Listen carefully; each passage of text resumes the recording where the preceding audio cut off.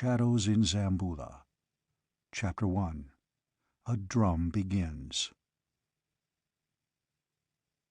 "Peril hides in the house of Aram Baksh."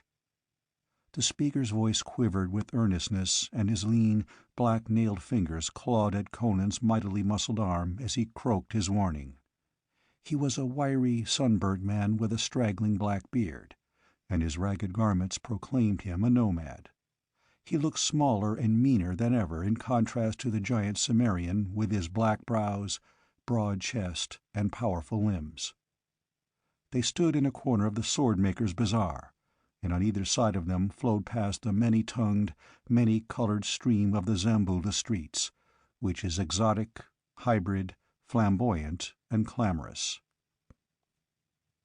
Conan pulled his eyes back from following a bold-eyed, red-lipped Ghanara, whose short skirt bared her brown thigh at each insolent step, and frowned down at his importunate companion.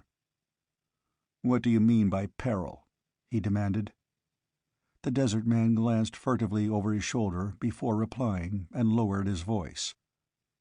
"Who can say? But desert men and travelers have slept in the house of Aram Baksh and never been seen or heard of again. What became of them? He swore they rose and went their way, and it is true that no citizen of the city has ever disappeared from his house. But no one saw the travelers again, and men say that goods and equipment recognized as theirs have been seen in the bazaars. If Aram did not sell them, after doing away with their owners, how came they here?" "I have no goods," growled the Cimmerian, touching the shagreen-bound hilt of the broadsword that hung at his hip. "I have even sold my horse." "But it is not always rich strangers who vanish by night from the house of Aram Baksh," chattered the Zuagir. "Nay, poor desert men have slept there, because his score is less than that of the other taverns, and have been seen no more. Once a chief of the Zuagirs whose son had thus vanished complained to the satrap Jungir Khan, who ordered the house searched by soldiers." "And they found a cellar full of corpses?" asked Conan in good-humored derision. "Nay, they found naught, and drove the chief from the city with threats and curses." "But—" he drew closer to Conan and shivered. "Something else was found. At the edge of the desert, beyond the houses, there is a clump of palm trees, and within that grove there is a pit, and within that pit have been found human bones, charred and blackened, not once, but many times." "Which proves what?" grunted the Cimmerian. "Aram Baksh is a demon! Nay, in this accursed city, which Stygians built and which Hyrcanians rule, where white, brown, and black folk mingle together to produce hybrids of all unholy hues and breeds, who can tell who is a man and who a demon in disguise? Aram Baksh is a demon in the form of a man. At night he assumes his true guise and carries his guests off into the desert, where his fellow demons from the waste meet in conclave." "Why does he always carry off strangers?" asked Conan skeptically. "The people of the city would not suffer him to slay their people, but they care naught for the strangers who follow into his hands. Conan, you are of the West, and know not the secrets of this ancient land. But since the beginning of happenings, the demons of the desert have worshipped Yog, the lord of the empty abodes, with fire that devours human victims. Be warned. You have dwelt for many moons in the tents of the Zuagirs, and you are our brother. Go not to the house of Aram Baksh." "Get out of sight," Conan said suddenly. "Yonder comes a squad of the City Watch. If they see you, they will remember a horse that was stolen from the satrap's stable." The Zuagir gasped and moved convulsively. He ducked between a booth and a stone horse-trough, pausing only long enough to chatter. "Be warned, my brother. There are demons in the house of Aram Baksh." Then he darted down a narrow alley and was gone. Conan shifted his broad sword-belt to his liking and calmly returned the searching stares directed at him by the squad of watchmen as they swung past.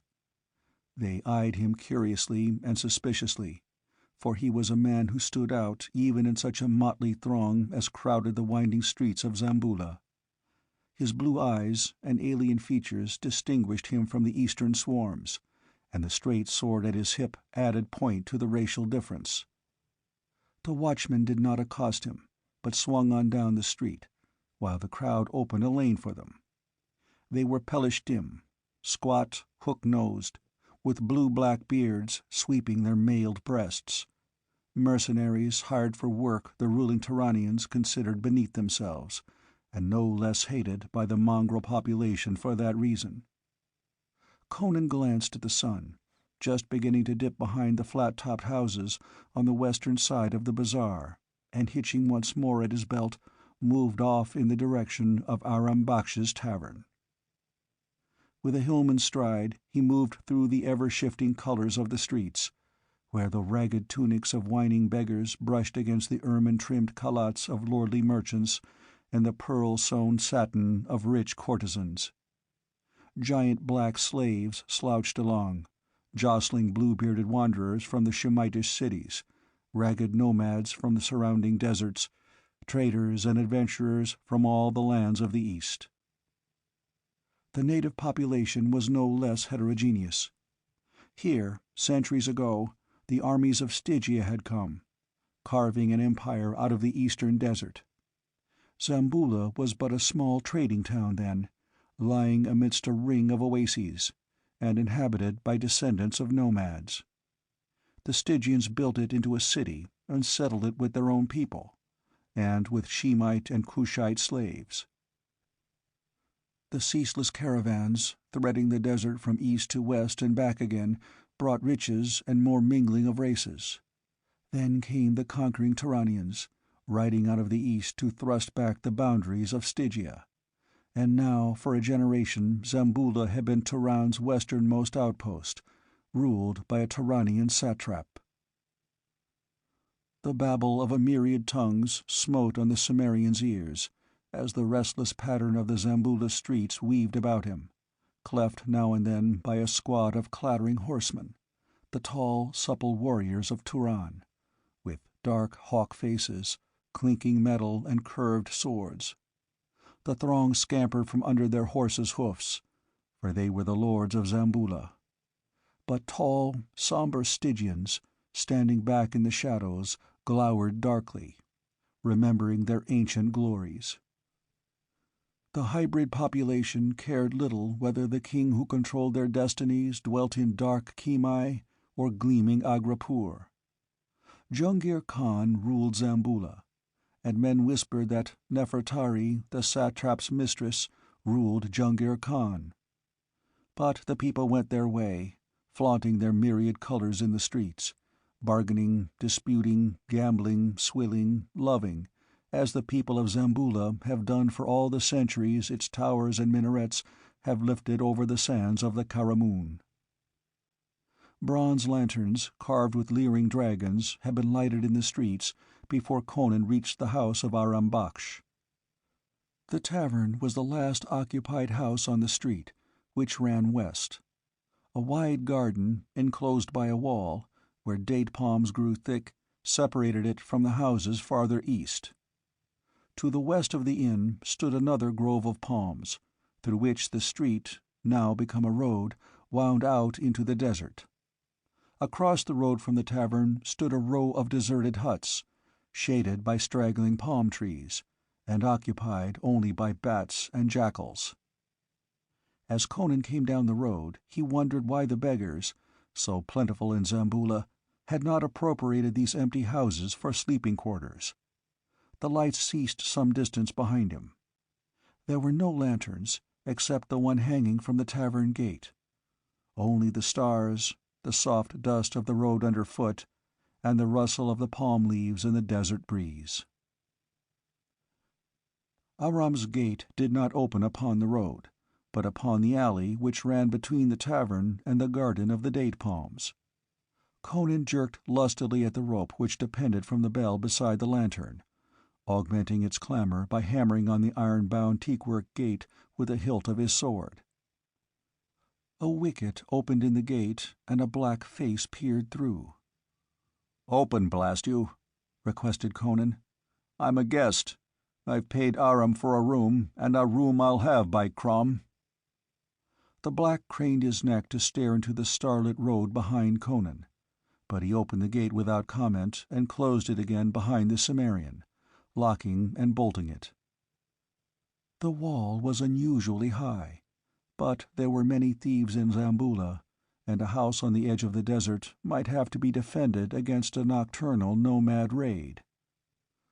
Conan strode through a garden where great pale blossoms nodded in starlight, and entered the tap-room, where a Stygian with the shaven head of a student sat at a table brooding over nameless mysteries, and some nondescripts wrangled over a game of dice in a corner.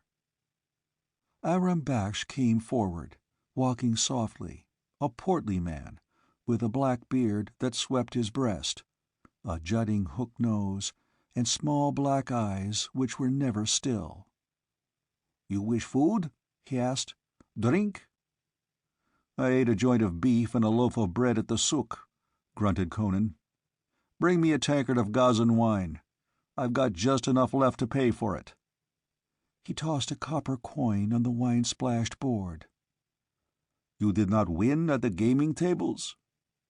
"How could I, with only a handful of silver to begin with? I paid you for the room this morning because I knew I'd probably lose. I wanted to be sure I had a roof over my head tonight. I notice nobody sleeps in the streets of Zamboula. The very beggars hunt a niche they can barricade before dark. The city must be full of a particularly bloodthirsty brand of thieves." He gulped the cheap wine with relish, and then followed Aram out of the tap-room. Behind him the players halted their game to stare after him with a cryptic speculation in their eyes. They said nothing, but the Stygian laughed, a ghastly laugh of inhuman cynicism and mockery. The others lowered their eyes uneasily, avoiding one another's glance. The arts studied by a Stygian scholar are not calculated to make him share the feelings of a normal human being. Conan followed Aram down a corridor lighted by copper lamps, and it did not please him to note his host's noiseless tread. Aram's feet were clad in soft slippers, and the hallway was carpeted with thick Turanian rugs. But there was an unpleasant suggestion of stealthiness about the Zamboulan. At the end of the winding corridor, Aram halted at a door, across which a heavy iron bar rested in powerful metal brackets. This Aram lifted and showed the Cimmerian into a well-appointed chamber, the windows of which, Conan instantly noted, were small and strongly set with twisted bars of iron, tastefully gilded. There were rugs on the floor, a couch after the Eastern fashion, and ornately carved stools. It was a much more elaborate chamber than Conan could have procured for the price nearer the center of the city, a fact that had at first attracted him, when, that morning, he discovered how slim a purse his roisterings for the past few days had left him. He had ridden into Zamboula from the desert a week before. Aram had lighted a bronze lamp, and he now called Conan's attention to the two doors. Both were provided with heavy bolts. "You may sleep safely tonight, Cimmerian," said Aram, blinking over his bushy beard from the inner doorway. Conan grunted and tossed his naked broadsword on the couch. "Your bolts and bars are strong, but I always sleep with steel by my side." Aram made no reply. He stood fingering his thick beard for a moment as he stared at the grim weapon. Then silently he withdrew, closing the door behind him. Conan shot the bolt into place, crossed the room, opened the opposite door, and looked out. The room was on the side of the house that faced the road running west from the city. The door opened into a small court that was enclosed by a wall of its own.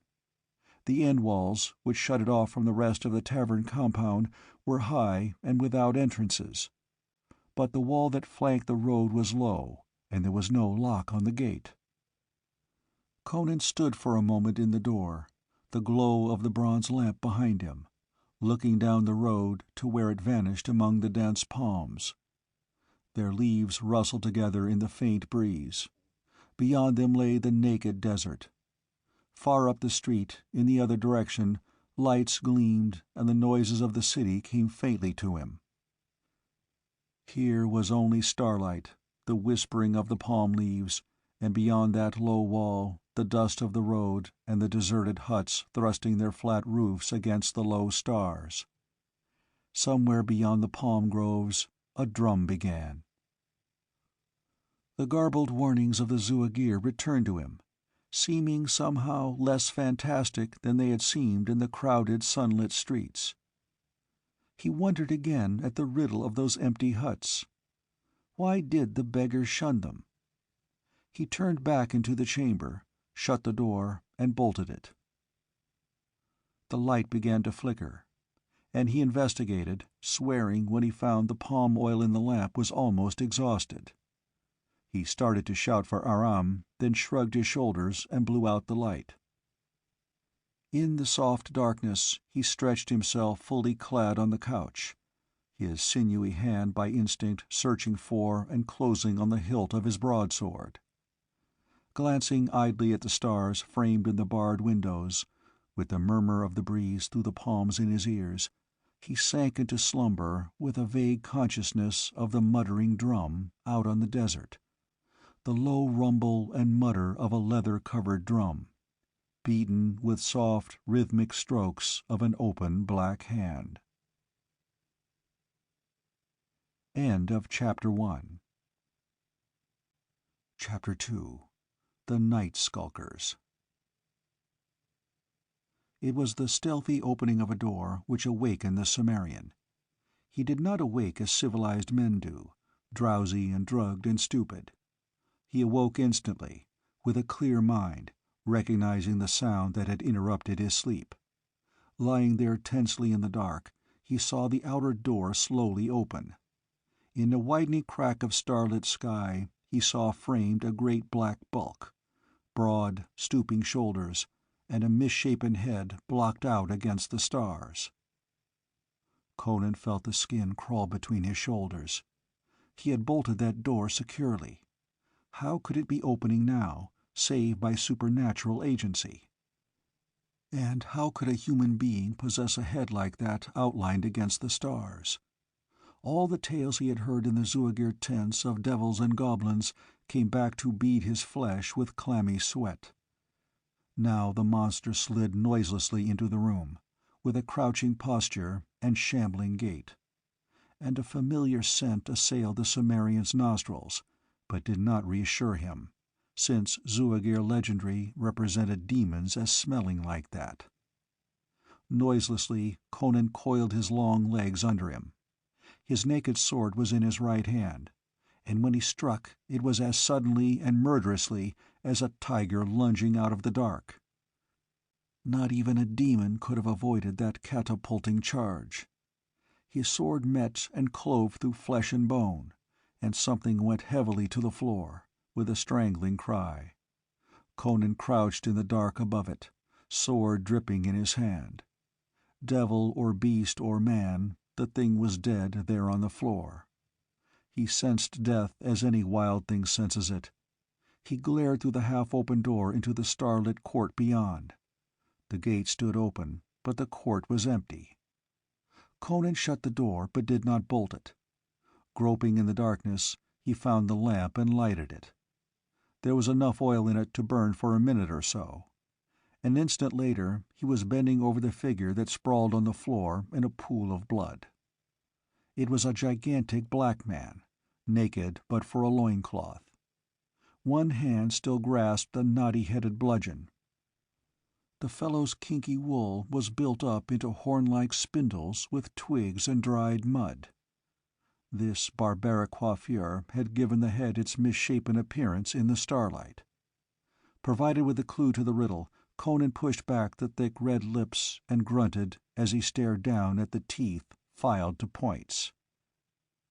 He understood now the mystery of the strangers who had disappeared from the house of Aram Baksh, the riddle of the black drum thrumming out there beyond the palm groves, and of that pit of charred bones, that pit where strange meat might be roasted under the stars, while black beasts squatted about to glut a hideous hunger. The man on the floor was a cannibal slave from Darfar. There were many of his kind in the city. Cannibalism was not tolerated openly in Zamboula. But Conan knew now why people locked themselves in so securely at night, and why even beggars shunned the open alleys and doorless ruins. He grunted in disgust as he visualized brutish black shadows skulking up and down the nighted streets, seeking human prey, and such men as Aram Baksh to open the doors to them. The innkeeper was not a demon, he was worse. The slaves from Darfar were notorious thieves. There was no doubt that some of their pilfered loot found its way into the hands of Aram Baksh, and in return he sold them human flesh.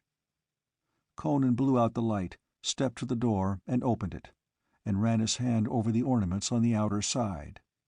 One of them was movable and worked the bolt inside. The room was a trap to catch human prey like rabbits.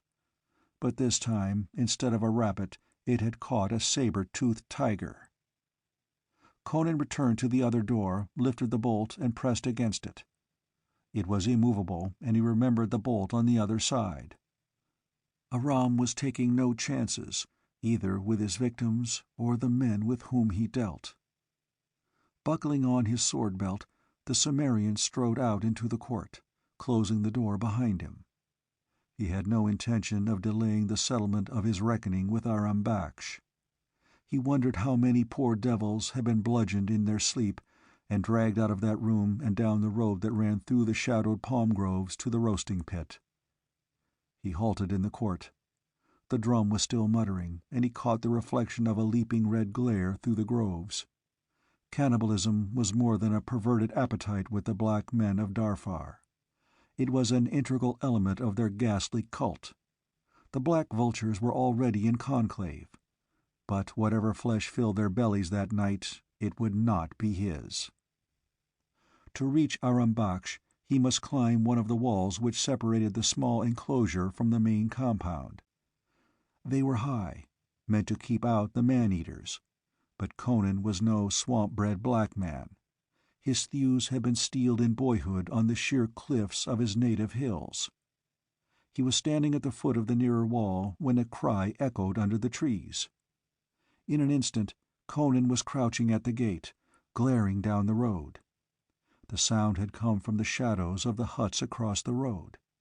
He heard a frantic choking and gurgling, such as might result from a desperate attempt to shriek, with a black hand fastened over the victim's mouth.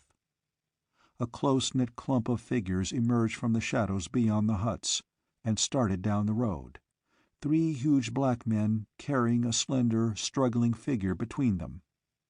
Conan caught the glimmer of pale limbs writhing in the starlight, even as, with a convulsive wrench, the captive slipped from the grasp of the brutal fingers and came flying up the road, a supple young woman, naked as the day she was born. Conan saw her plainly before she ran out of the road and into the shadows between the huts. The blacks were at her heels, and back in the shadows the figures merged, and an intolerable scream of anguish and horror rang out. Stirred to red rage by the ghoulishness of the episode, Conan raced across the road.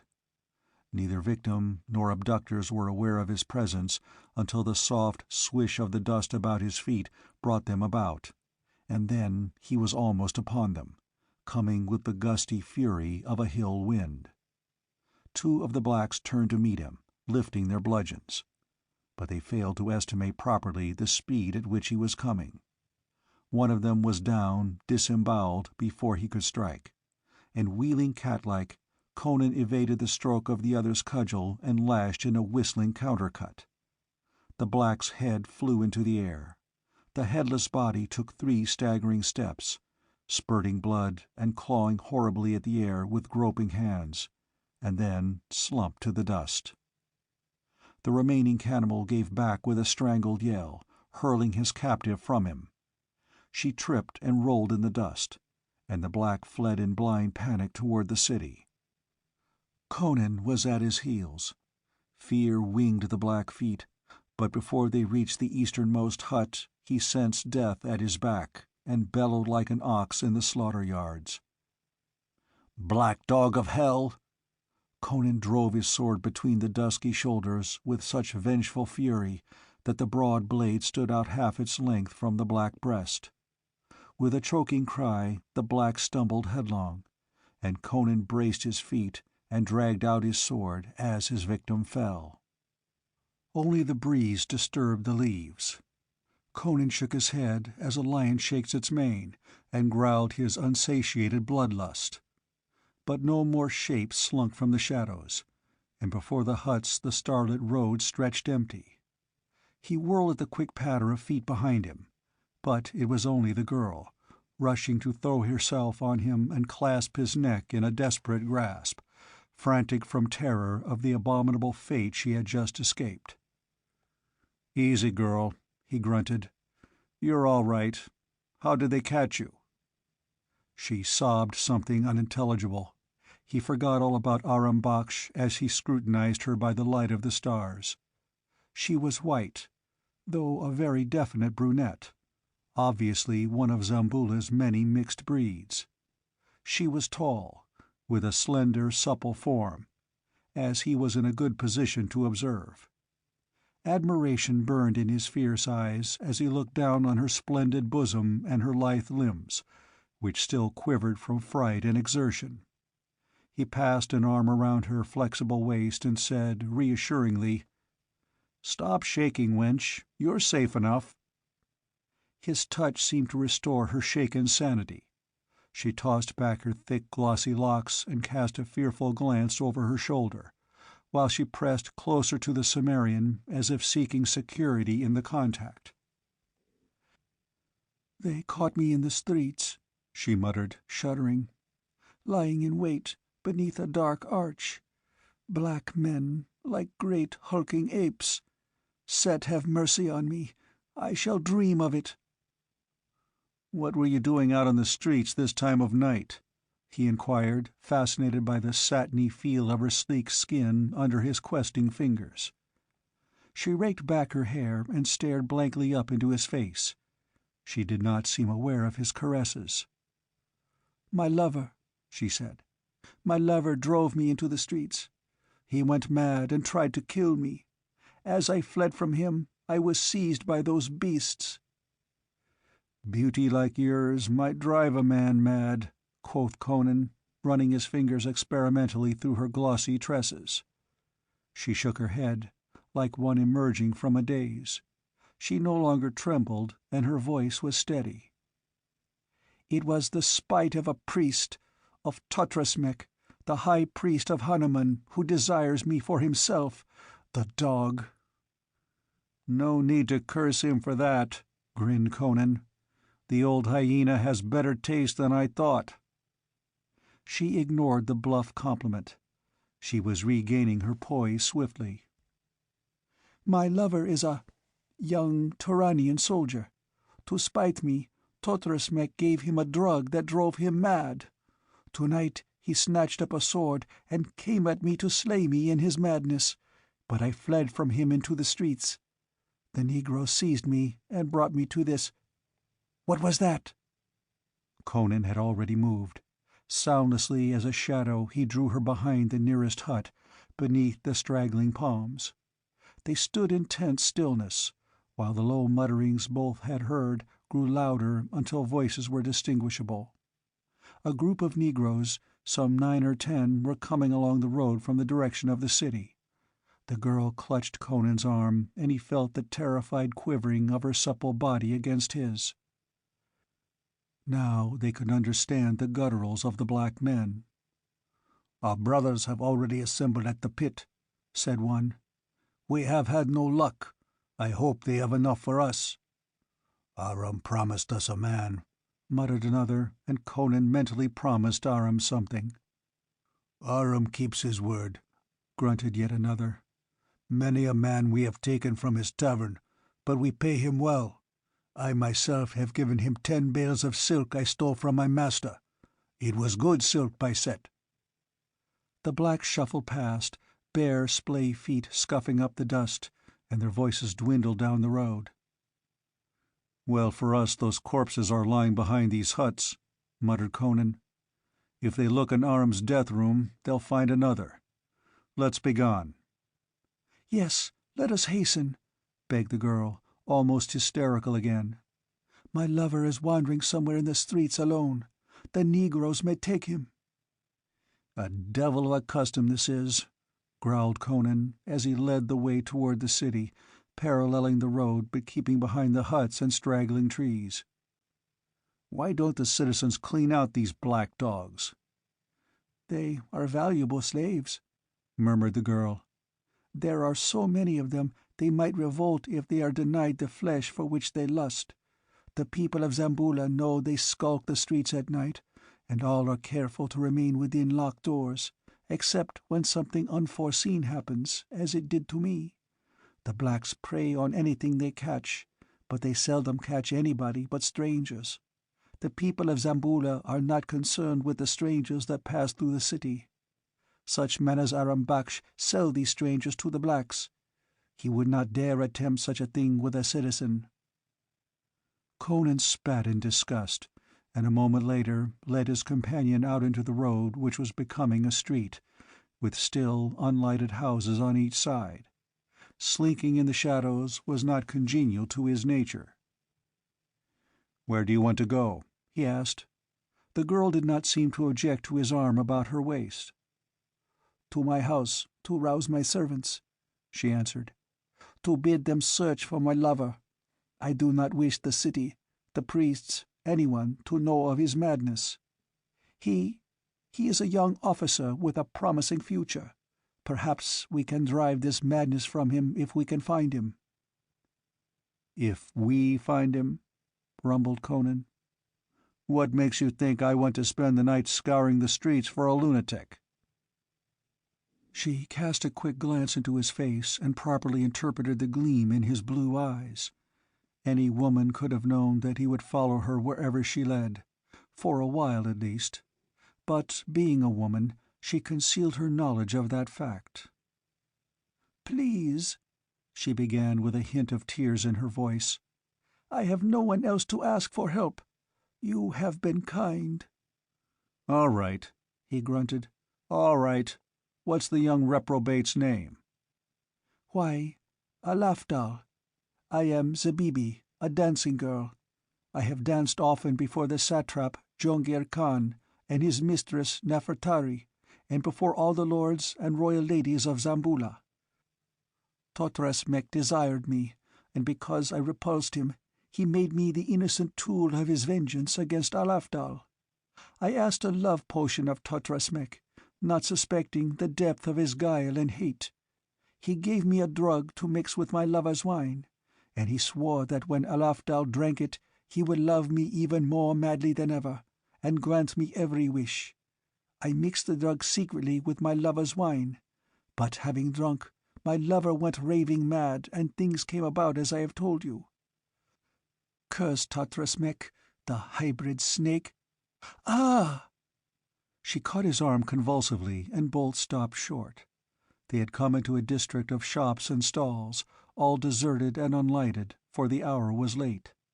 They were passing an alley, and in its mouth a man was standing, motionless and silent. His head was lowered, but Conan caught the weird gleam of eerie eyes regarding them unblinkingly. His skin crawled, not with fear of the sword in the man's hand, but because of the uncanny suggestion of his posture and silence. They suggested madness. Conan pushed the girl aside and drew his sword. "Don't kill him," she begged. "In the name of Set, do not slay him. You are strong. Overpower him." "We'll see," he muttered, grasping the sword in his right hand and clenching his left into a mallet-like fist. He took a wary step toward the alley, and with a horrible moaning laugh the Turanian charged. As he came, he swung his sword, rising on his toes as he put all the power of his body behind the blows. Sparks flashed blue as Conan parried the blade, and the next instant the madman was stretched senseless in the dust from a thundering buffet of Conan's left fist. The girl ran forward. "Oh, he is not! He is not!" Conan bent swiftly, turning the man on his side, and ran quick fingers over him. "He's not hurt much," he grunted. "Bleeding at the nose, but anybody's likely to do that after a clout on the jaw. He'll come to after a bit, and maybe his mind will be right. In the meantime, I'll tie his wrists with his sword belt, so. Now, where do you want me to take him?" "Wait." She knelt beside the senseless figure, seized the bound hands, and scanned them avidly. Then, shaking her head as if in baffled disappointment, she rose. She came close to the giant Cimmerian, and laid her slender hands on his arching breast. Her dark eyes, like wet black jewels in the starlight, gazed up into his. "You are a man. Help me. Tortres Mech must die. Slay him for me." "Then put my neck in a Turanian noose?" he grunted. "Nay." The slender arms, strong as pliant steel, were around his corded neck. Her supple body throbbed against his. "The Hyrcanians have no love for Tortres Mech. The priests of Set fear him. He is a mongrel who rules men by fear and superstition. I worship Set, and the Turanians bow to Erlek, but Tortres Mech sacrifices to Hanuman the Accursed. The Turanian lords fear his black arts and his power over the hybrid population, and they hate him. If he were slain in his temple at night, they would not seek his slayer very closely." "And what of his magic?" rumbled the Cimmerian. "You are a fighting man," she answered. "To risk your life is part of your profession." "For a price," he admitted. "There will be a price," she breathed, rising on tiptoe to gaze into his eyes. The nearness of her vibrant body drove a flame through his veins. The perfume of her breath mounted to his brain. But as his arms closed about her supple figure, she avoided them with a lithe movement, saying, "Wait. First serve me in this matter." "Name your price." He spoke with some difficulty. "Pick up my lover," she directed, and the Cimmerian stooped and swung the tall form easily to his broad shoulder. At the moment he felt as if he could have toppled over Jungir Khan's palace with equal ease. The girl murmured an endearment to the unconscious man, and there was no hypocrisy in her attitude. She obviously loved Alafdal sincerely. Whatever business arrangement she made with Conan would have no bearing on her relationship with Alafdal. Women are more practical about these things than men. "Follow me." She hurried along the street, while the Cimmerian strode easily after her, in no way discomforted by his limp burden. He kept a wary eye out for black shadows skulking under arches, but saw nothing suspicious. Doubtless the men of Darfar were all gathered at the roasting pit. The girl turned down a narrow side street, and presently knocked cautiously at an arched door. Almost instantly a wicket opened in the upper panel, and a black face glanced out. She bent close to the opening, whispering swiftly. Bolts creaked in their sockets, and the door opened. A giant black man stood framed against the soft glow of a copper lamp. A quick glance showed Conan the man was not from Darfar. His teeth were unfiled, and his kinky hair was cropped close to his skull. He was from Wadai. At a word from Zabibi, Conan gave the limp body into the black's arms, and saw the young officer laid on a velvet divan. He showed no signs of returning consciousness. The blow that had rendered him senseless might have felled an ox. Zabibi bent over him for an instant, her fingers nervously twining and twisting. Then she straightened and beckoned the Cimmerian. The door closed softly. The locks clicked behind them, and the closing wicket shut off the glow of the lamps. In the starlight of the street, Zabibi took Conan's hand. Her own hand trembled a little. "You will not fail me?" He shook his maned head, massive against the stars. "Then follow me to Hanuman's shrine, and the gods have mercy on our souls." Along the silent streets they moved like phantoms of antiquity. They went in silence. Perhaps the girl was thinking of her lover lying senseless on the divan under the copper lamps, or was shrinking with fear of what lay ahead of them in the demon-haunted shrine of Hanuman. The barbarian was thinking only of the woman moving so supplely beside him. The perfume of her scented hair was in his nostrils. The sensuous aura of her presence filled his brain and left room for no other thoughts. Once they heard the clank of brass-shod feet, and drew into the shadows of a gloomy arch while a squad of Pelishtim watchmen swung past. There were 15 of them. They marched in close formation, pikes at the ready, and the rearmost men had their broad brass shields slung on their backs to protect them from a knife-stroke from behind. The skulking menace of the black man-eaters was a threat even to armed men. As soon as the clang of their sandals had receded up the street, Conan and the girl emerged from their hiding-place and hurried on. A few moments later they saw the squat, flat-topped edifice they sought looming ahead of them.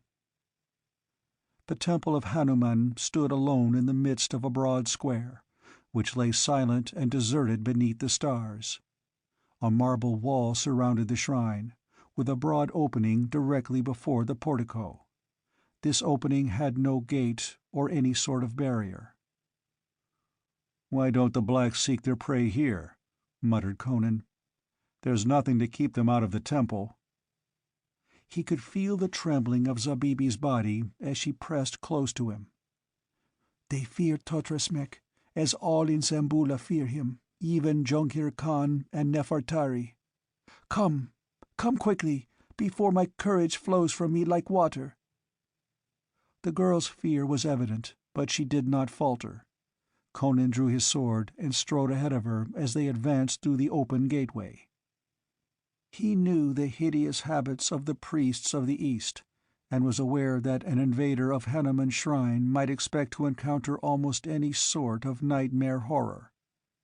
He knew there was a good chance that neither he nor the girl would ever leave the shrine alive, but he had risked his life too many times before to devote much thought to that consideration. They entered a court paved with marble which gleamed whitely in the starlight.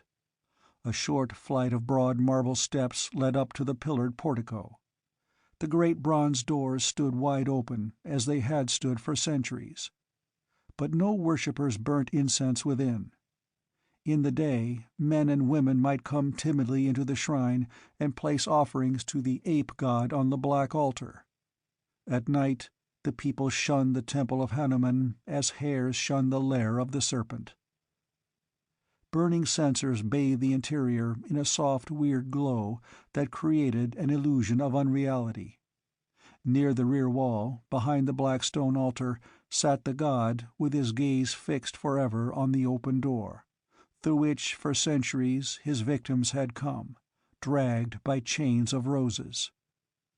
A faint groove ran from the sill to the altar, and when Conan's foot felt it, he stepped away as quickly as if he had trodden upon a snake. That groove had been worn by the faltering feet of the multitude of those who had died screaming on that grim altar. Bestial in the uncertain light, Hanuman leered with his carven mask. He sat, not as an ape would crouch, but cross-legged as a man would sit, but his aspect was no less simian for that reason. He was carved from black marble, but his eyes were rubies, which glowed red and lustful as the coals of hell's deepest pits. His great hands lay upon his lap, palms upward, taloned fingers spread and grasping. In the gross emphasis of his attributes, in the leer of his satyr countenance, was reflected the abominable cynicism of the degenerate cult which deified him. The girl moved around the image, making toward the back wall, when her sleek flank brushed against a carven knee. She shrank aside and shuddered as if a reptile had touched her. There was a space of several feet between the broad back of the idol and the marble wall with its frieze of gold leaves. On either hand, flanking the idol, an ivory door under a gold arch was set in the wall. "Those doors open into each end of a hairpin-shaped corridor," she said hurriedly. "Once I was in the interior of the shrine. Once!" She shivered and twitched her slim shoulders at a memory both terrifying and obscene. "The corridor is bent like a horseshoe, with each horn opening into this room. Totras Mech's chambers are enclosed within the curve of the corridor and open into it. But there is a secret door in this wall which opens directly into an inner chamber." She began to run her hands over the smooth surface, where no crack or crevice showed. Conan stood beside her, sword in hand, glancing warily about him. The silence, the emptiness of the shrine, with imagination picturing what might lie behind that wall, made him feel like a wild beast nosing a trap. "Ah!" The girl had found the hidden spring at last. A square opening gaped blackly in the wall. "Sit!" she screamed, and even as Conan leapt toward her, he saw that a great misshapen hand had fastened itself in her hair. She was snatched off her feet and jerked head first through the opening. Conan, grabbing ineffectually at her, felt his fingers slip from a naked limb, and in an instant she had vanished and the wall showed blank as before. Only from beyond it came briefly the muffled sounds of a struggle, a scream faintly heard, and a low laugh that made Conan's blood congeal in his veins. End of Chapter 2. Chapter 3. Black Hands Gripping. With an oath, the Cimmerian smote the wall a terrific blow with the pommel of his sword, and the marble cracked and chipped. But the hidden door did not give way, and reason told him that doubtless it had been bolted on the other side of the wall. Turning, he sprang across the chamber to one of the ivory doors. He lifted his sword to shatter the panels, but on a venture tried the door first with his left hand. It swung open easily, and he glared into a long corridor that curved away into dimness under the weird light of censers similar to those in the shrine. A heavy gold bolt showed on the jamb of the door, and he touched it lightly with his fingertips. The faint warmness of the metal could have been detected only by a man whose faculties were akin to those of a wolf. That bolt had been touched, and therefore drawn, within the last few seconds. The affair was taking on more and more of the aspect of a baited trap. He might have known Totras Mech would know when anyone entered the temple. To enter the corridor would undoubtedly be to walk into whatever trap the priest had set for him. But Conan did not hesitate. Somewhere in that dim-lit interior, Zabibi was a captive, and from what he knew of the characteristics of Hanuman's priests, he was sure that she needed help badly. Conan stalked into the corridor with a pantherish tread, poised to strike right or left. On his left, ivory arched doors opened into the corridor, and he tried each in turn. All were locked. He had gone perhaps 75 feet when the corridor bent sharply to the left, describing the curve the girl had mentioned. A door opened into this curve, and it gave under his hand. He was looking into a broad, square chamber, somewhat more clearly lighted than the corridor. Its walls were of white marble, the floor of ivory, the ceiling of fretted silver. He saw divans of rich satin, gold-worked footstools of ivory, a disc-shaped table of some massive, metal-like substance. On one of the divans a man was reclining, looking toward the door. He laughed as he met the Cimmerian's startled glare.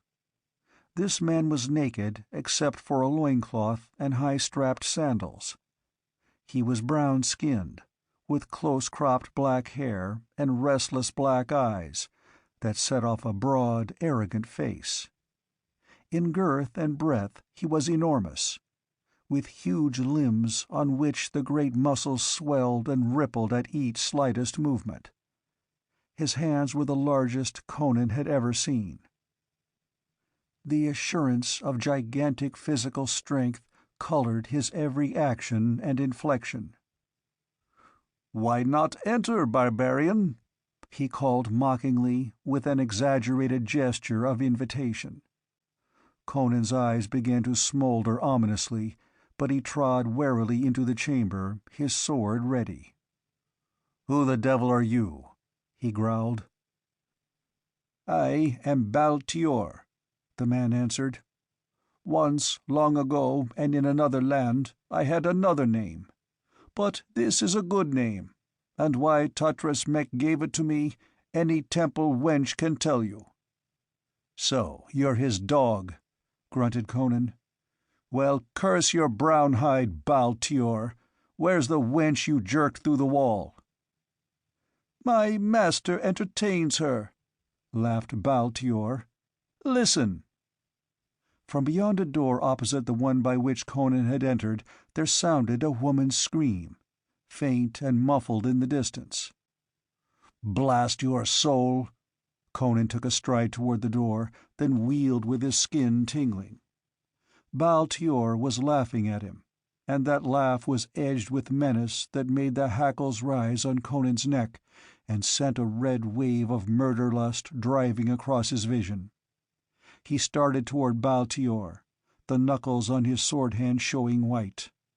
With a swift motion, the brown man threw something at him, a shining crystal sphere that glistened in the weird light. Conan dodged instinctively, but miraculously the globe stopped short in mid-air, a few feet from his face. It did not fall to the floor. It hung suspended, as if by invisible filaments, some 5 feet above the floor. And as he glared in amazement, it began to rotate with growing speed. And as it revolved, it grew, expanded, became nebulous. It filled the chamber. It enveloped him. It blotted out furniture, walls, the smiling countenance of Baltior. He was lost in the midst of a blinding bluish blur of whirling speed. Terrific winds screamed past Conan, tugging, tearing at him, striving to wrench him from his feet, to drag him into the vortex that spun madly before him. With a choking cry, Conan lurched backward, reeled, felt the solid wall against his back. At the contact, the illusion ceased to be. The whirling, titanic sphere vanished like a bursting bubble. Conan reeled upright in the silver-ceilinged room, with a grey mist coiling about his feet, and saw Baltior lolling on the divan, shaking with silent laughter. "Son of a slut!" Conan lunged at him, but the mist swirled up from the floor, blotting out that giant brown form. Groping in a rolling cloud that blinded him, Conan felt a rending sensation of dislocation, and then room and mist and brown man were gone together. He was standing alone among the high reeds of a marshy fen, and a buffalo was lunging at him, head down. He leapt aside from the ripping scimitar-curved horns and drove his sword in behind the foreleg, through ribs and heart. And then it was not a buffalo dying there in the mud, but the brown-skinned Baltior.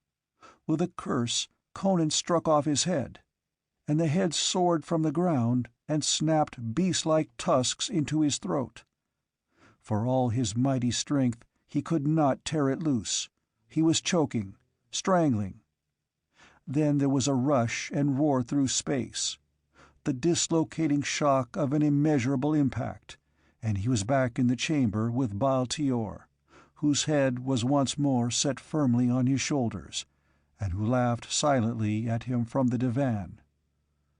Mesmerism, muttered Conan, crouching and digging his toes hard against the marble.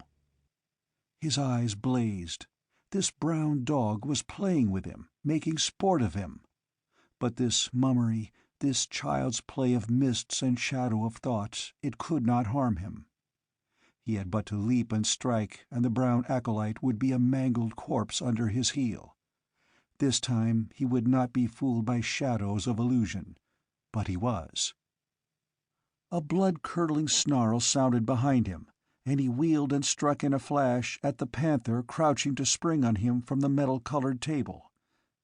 Even as he struck, the apparition vanished, and his blade clashed deafeningly on the adamantine surface.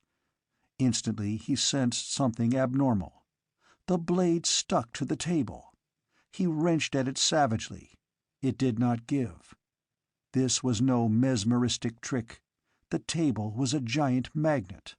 He gripped the hilt with both hands, when a voice at his shoulder brought him about to face the brown man, who had at last risen from the divan. Slightly taller than Conan, and much heavier, Baal Tior loomed before him, a daunting image of muscular development.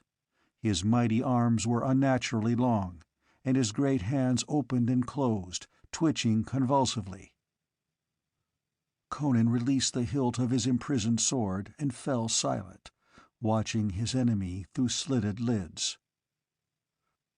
"Your head, Cimmerian," taunted Baal Tior. "I shall take it with my bare hands, twisting it from your shoulders as the head of a fowl is twisted. Thus the sons of Kosala offer sacrifice to Yajur. Barbarian, you look upon a strangler of Yotapung. I was chosen by the priests of Yajur in my infancy, and throughout childhood, boyhood, and youth I trained in the art of slaying with the naked hands, for only thus are the sacrifices enacted. Yajur loves blood, and we waste not a drop from the victim's veins. When I was a child, they gave me infants to throttle. When I was a boy, I strangled young girls. As a youth, women, old men, and young boys.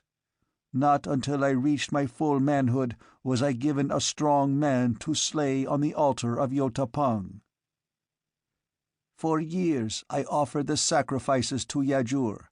Hundreds of necks have snapped between these fingers." He worked them before the Cimmerian's angry eyes.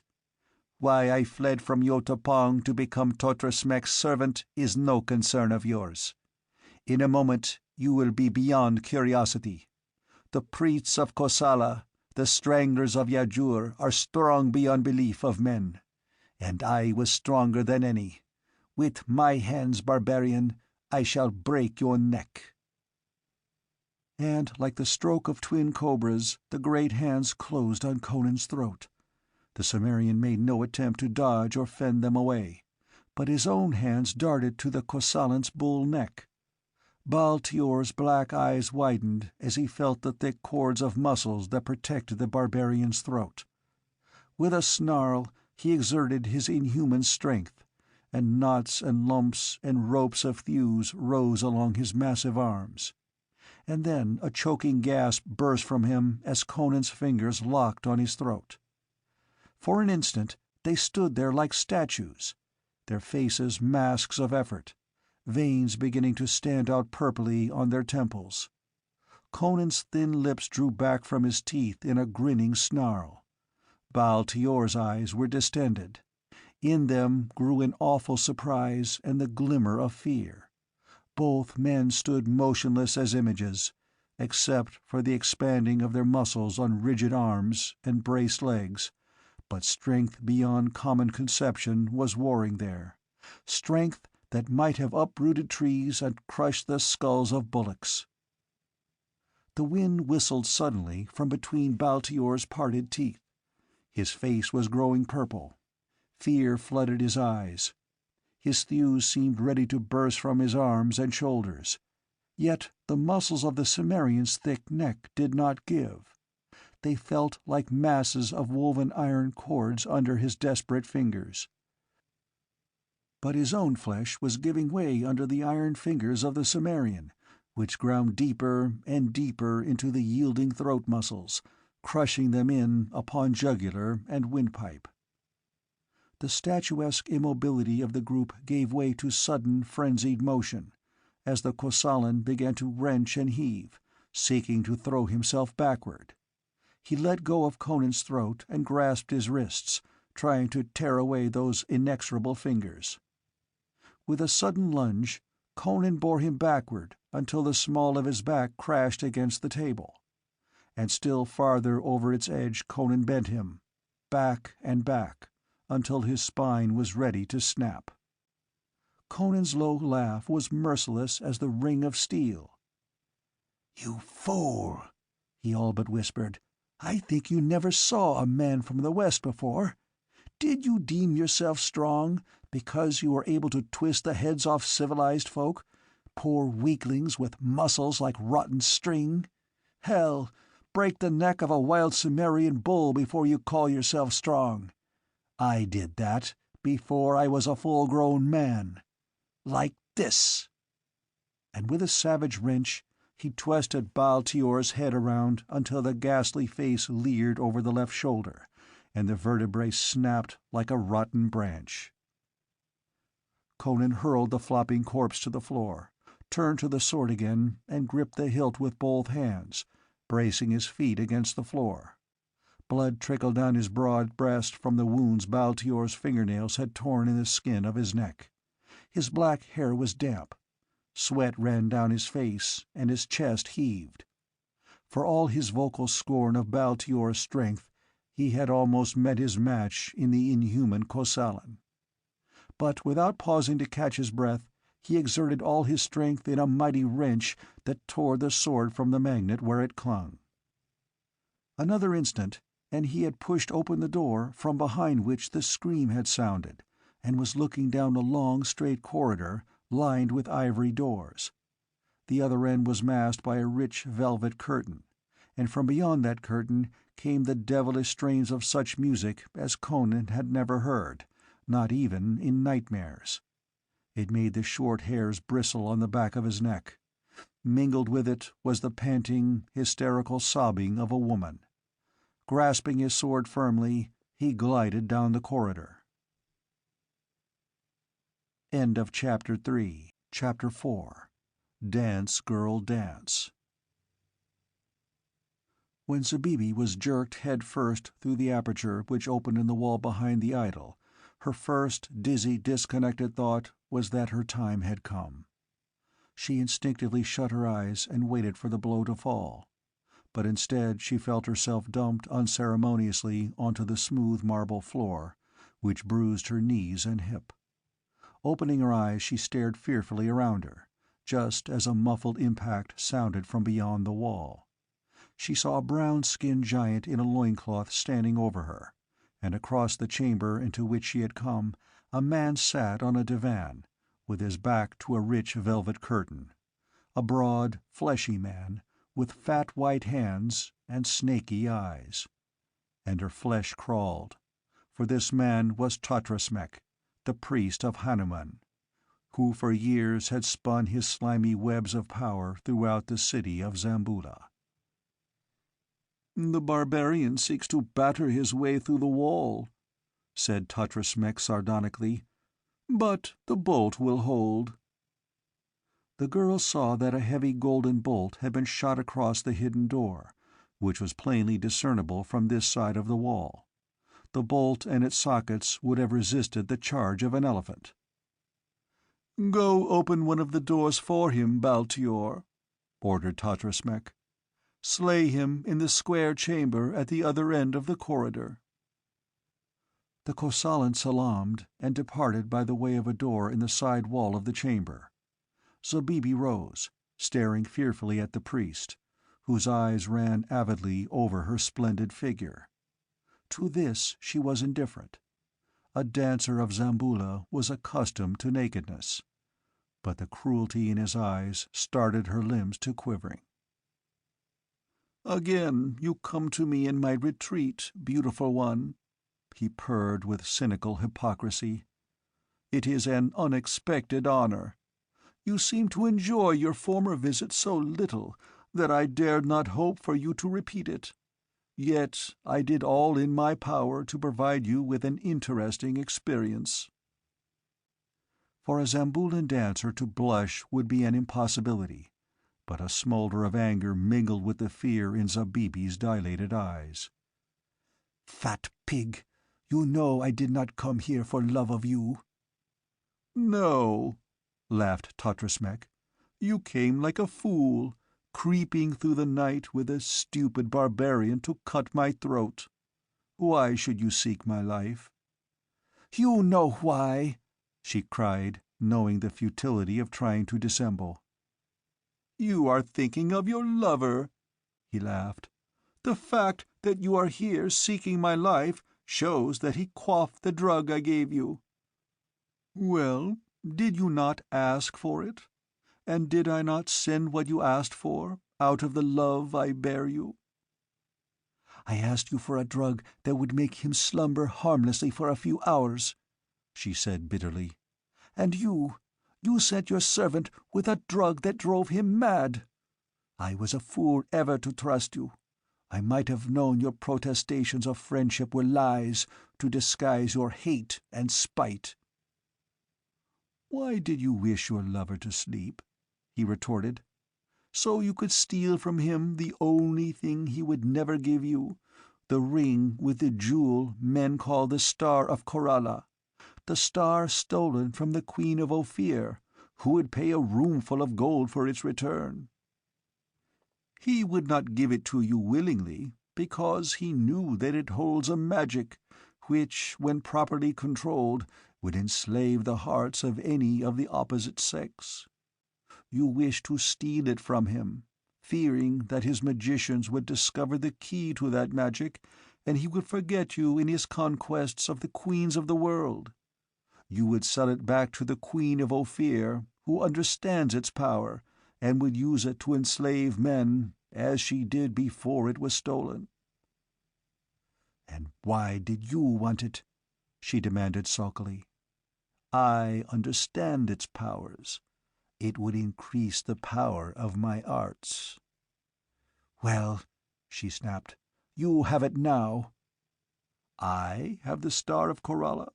Nay, you err." "Why bother to lie?" she retorted bitterly. "He had it on his finger when he drove me into the streets. He did not have it when I found him again. Your servant must have been watching the house, and have taken it from him after I escaped him. To the devil with it!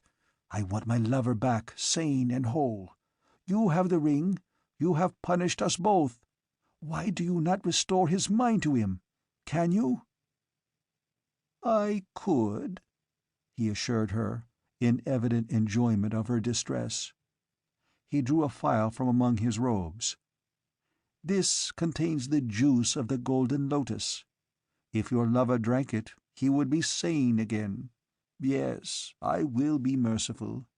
You have been thwarted and flouted me, not once, but many times. He has constantly opposed my wishes. But I will be merciful. Come and take the phial from my hand." She stared at Totrasmek, trembling with eagerness to seize it, but fearing it was but some cruel jest. She advanced timidly, with a hand extended, and he laughed heartlessly and drew back out of her reach. Even as her lips parted to curse him, some instinct snatched her eyes upward. From the gilded ceiling, 4 jade-hued vessels were falling. She dodged, but they did not strike her. They crashed to the floor about her, forming the 4 corners of a square. And she screamed and screamed again, for out of each ruin reared the hooded head of a cobra, and one struck at her bare leg. Her convulsive movement to evade it brought her within reach of the one on the other side, and again she had to shift like lightning to avoid the flash of its hideous head. She was caught in a frightful trap. All 4 serpents were swaying and striking at foot, ankle, calf, knee, thigh, hip, whatever portion of her voluptuous body chanced to be nearest to them, and she could not spring over them or pass between them to safety. She could only whirl and spring aside and twist her body to avoid the strokes, and each time she moved to dodge one snake, the motion brought her within range of another, so that she had to keep shifting with the speed of light. She could move only a short space in any direction, and the fearful hooded crests were menacing her every second. Only a dancer of Zamboula could have lived in that grisly square.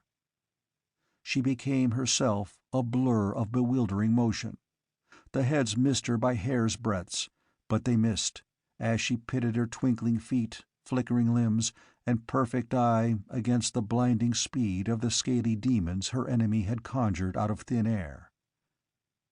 Somewhere a thin whining music struck up, mingling with the hissing of the serpents, like an evil night wind blowing through the empty sockets of a skull. Even in the flying speed of her urgent haste she realized that the darting of the serpents was no longer at random. They obeyed the grisly piping of the eerie music. They struck with a horrible rhythm, and perforce her swaying, writhing, spinning body attuned itself to their rhythm. Her frantic motions melted into the measures of a dance compared to which the most obscene tarantella of Zamora would have seemed sane and restrained. Sick with shame and terror, Zabibi heard the hateful mirth of her merciless tormentor. "The dance of the cobras, my lovely one," laughed Tatrasmek. "So maidens danced in the sacrifice to Hanuman centuries ago, but never with such beauty and suppleness. Dance, girl, dance! How long can you avoid the fangs of the poison people? Minutes? Hours? You will weary at last. Your swift, sure feet will stumble, your legs falter, your hips slow in their rotations. Then the fangs will begin to sink deep into your ivory flesh." Behind him the curtain shook as if struck by a gust of wind, and Tatrasmek screamed. His eyes dilated, and his hands caught convulsively at the length of bright steel which jutted suddenly from his breast. The music broke off short. The girl swayed dizzily in her dance, crying out in dreadful anticipation of the flickering fangs. And then only 4 wisps of harmless blue smoke curled up from the floor about her, as Tatrasmek sprawled headlong from the divan. Conan came from behind the curtain, wiping his broad blade. Looking through the hangings, he had seen the girl dancing desperately between 4 swaying spirals of smoke, but he had guessed that their appearance was very different to her.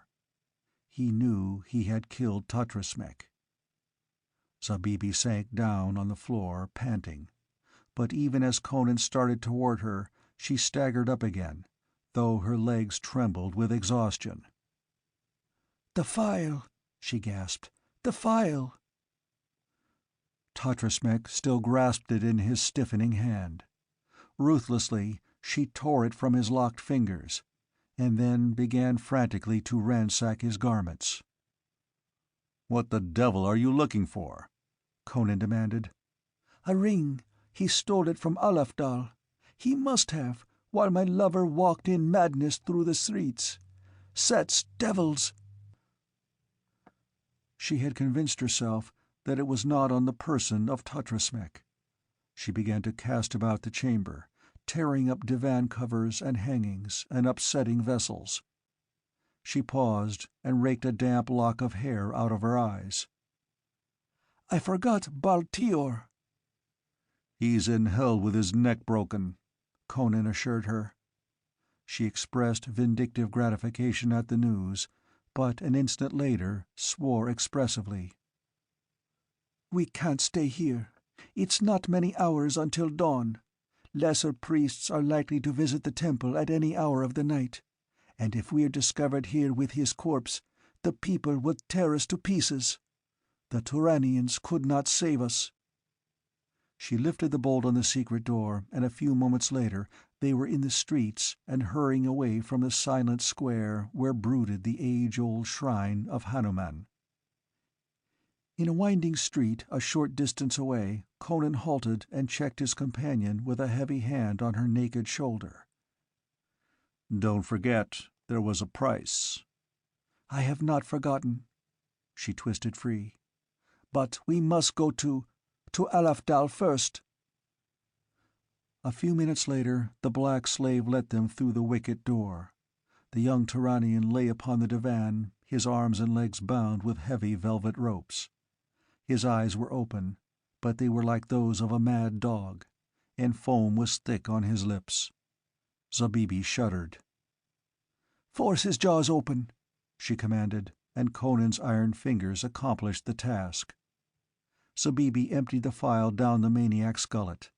The effect was like magic. Instantly he became quiet. The glare faded from his eyes. He stared up at the girl in a puzzled way, but with recognition and intelligence.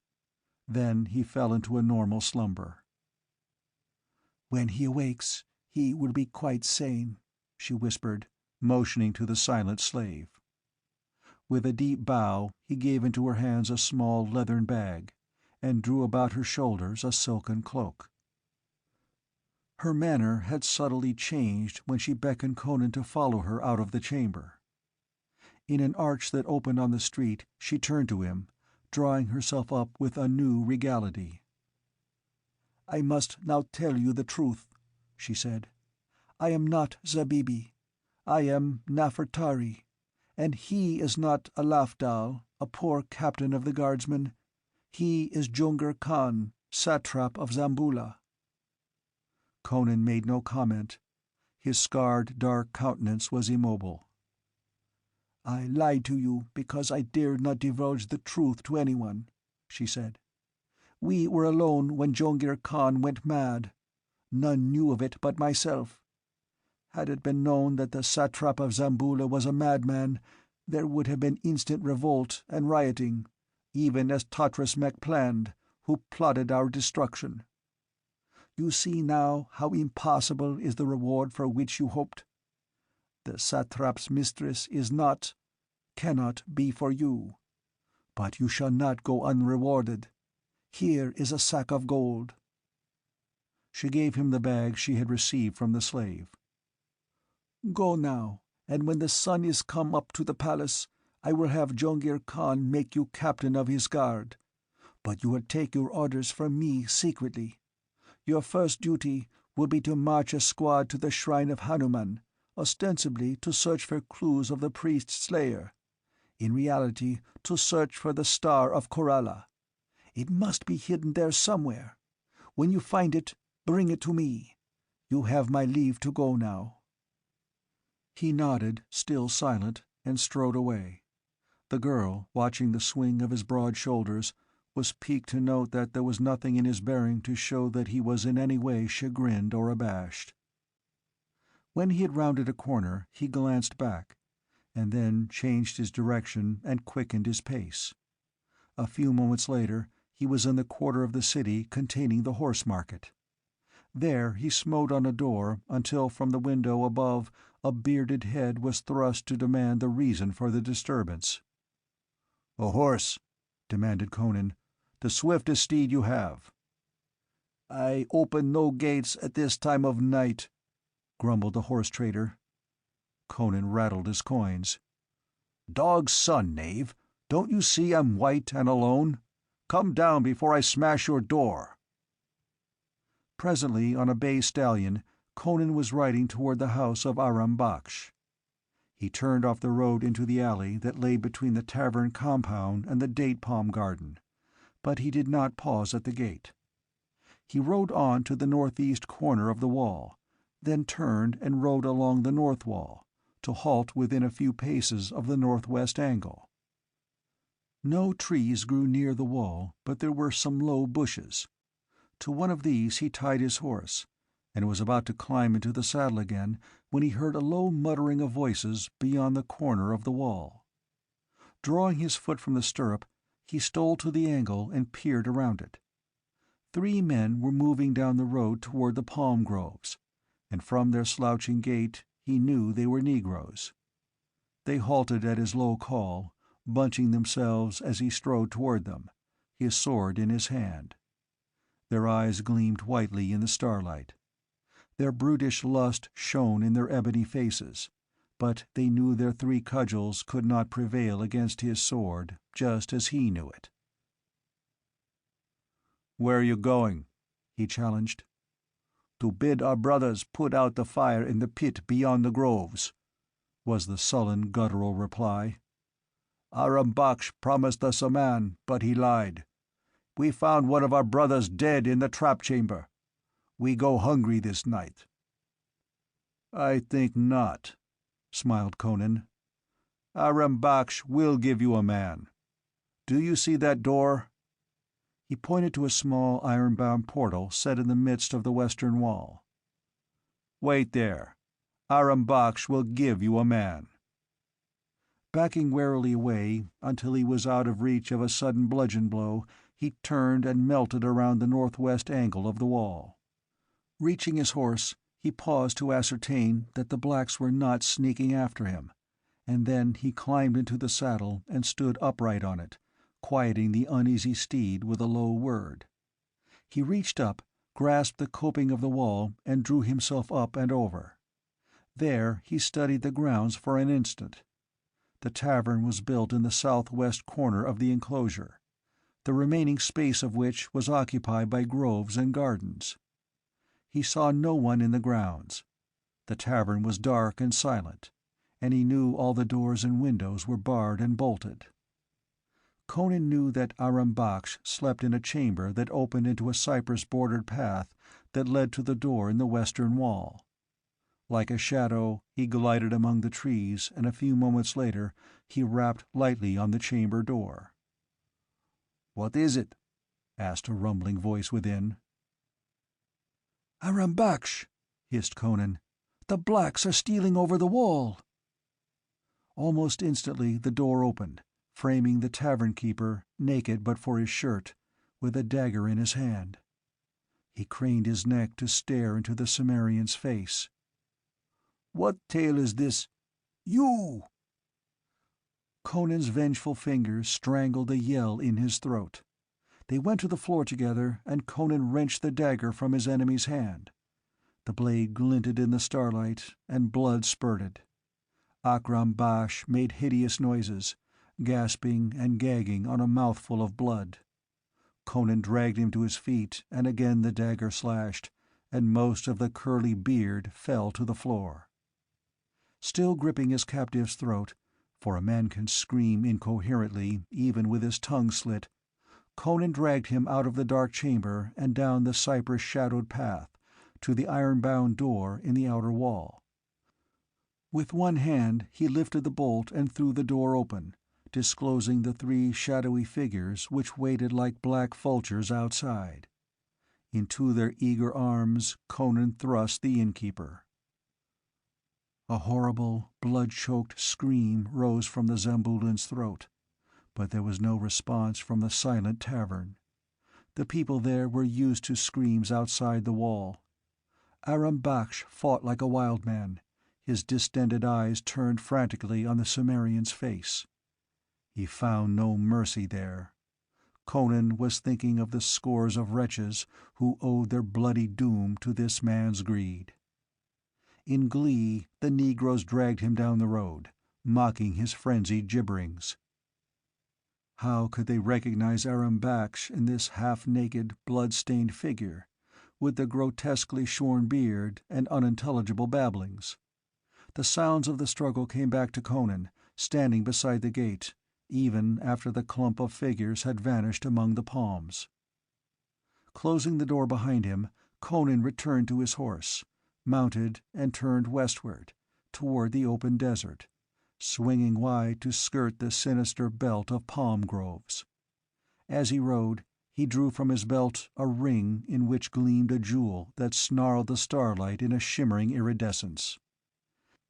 He held it up to admire it, turning it this way and that.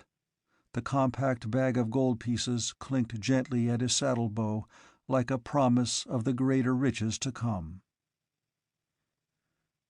I wonder what she'd say if she knew I recognized her as Nefertari and him as Jungir Khan the instant I saw them, he mused.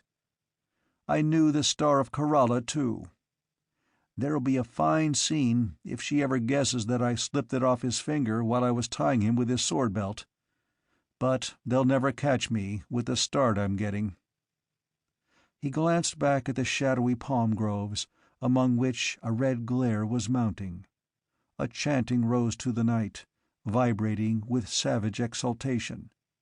And another sound mingled with it, a mad, incoherent screaming, a frenzied gibbering in which no words could be distinguished. The noise followed Conan as he rode westward beneath the paling stars. The end of Shadows in Zamboula by Robert E. Howard.